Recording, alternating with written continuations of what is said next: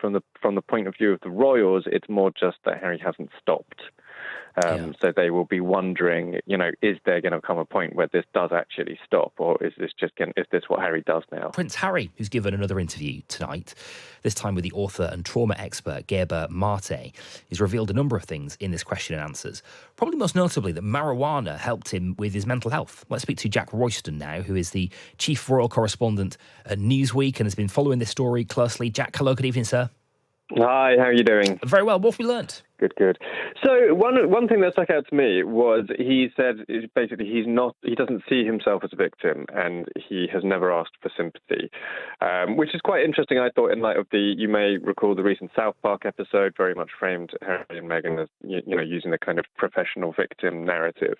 But he did, as you say, go into some of this stuff about drugs as well, which we did get some of in the book. He obviously did mention marijuana and cocaine. One thing he said that was interesting was that marijuana actually helped him from a mental health point of view, whereas cocaine was just something he did recreationally, socially, and didn't necessarily particularly enjoy very much. I think of all the drugs he's mentioned, it seems to be ayahuasca that he seems to warm to most of all, and perceives as kind of having had a beneficial impact on his mental health. So, obviously it's a million miles away from the Harry that we had, what we thought of as Prince Harry as little as kind of 3 or 4 years ago.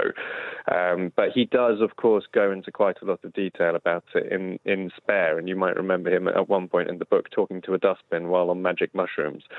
So it is, in a sense, not completely new for those who have read the book. There's also another interesting line that caught my attention as well, Jack, is that he says that some British soldiers were not necessarily, of course, he served in the Middle East. Some British soldiers, he said, were not necessarily supportive of military efforts in Afghanistan. That feels like a significant thing to say.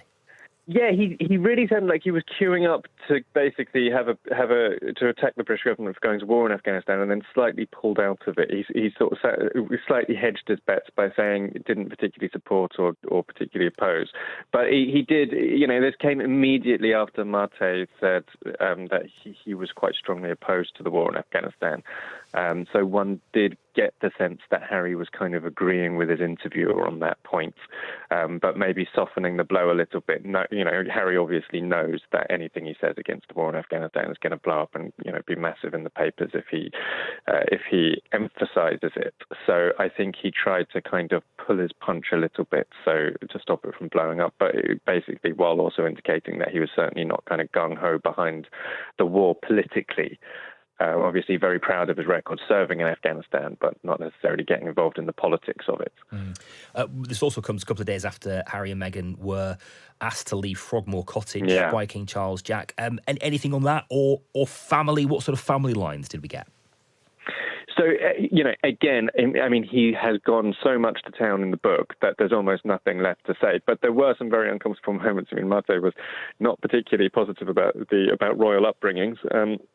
Charles, to be fair himself, did criticise via Jonathan Dimbleby, a book in 1994, painted the Queen as somebody who didn't really hug very much, and Philip as somebody who kind of tormented him with banter. But Mate really kind of leaned into both those things, described Charles as somebody who was bullied. So he mentioned the fact that the Queen, you may remember, your more royally astute listeners will remember that the Queen and Prince Philip went on a massive tour of the Commonwealth shortly after she became Queen. I think it was something like 6 months, and she got back from it, and instead of hugging Charles, she shook his hand. So this, for Gabor Mate, this was like a really kind of big thing. I mean, it is extraordinary, but he did at one point say even animals hug each other, which I think the palace would have raised an eyebrow at that particular comparison.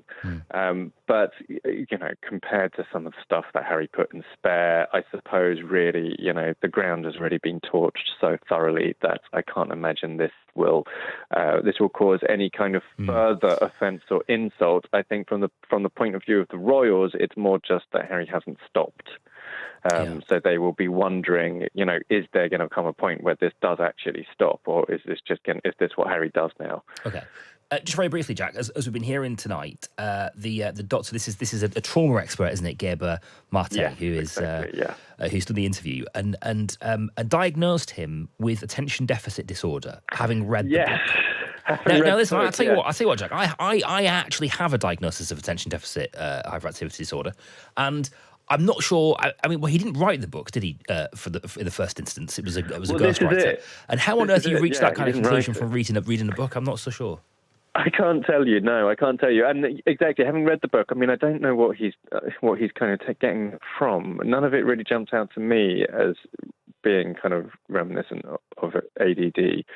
I'm certainly not, I don't have a qualification that would let me diagnose anybody even after sitting face to face with them. But yeah, I have no idea where exactly he's pulled that from. And I don't know that he really gave enough detail. Didn't explain that. Yeah, he didn't explain it, and I can't imagine that your average jobbing psychiatrist is going to kind of back that as a as a means of diagnosing somebody. I just can't see it. Yeah. Especially when he didn't actually write the book. Somebody else wrote the book. I mean, some elements of the book are not going to be Harry at all, let's be honest. I mean, anyone who kind of knows their way around Prince Harry knows that some of the language in that book does not come from Prince Harry. Exactly. Listen, Jack, nice to talk to you tonight. Really appreciate your time.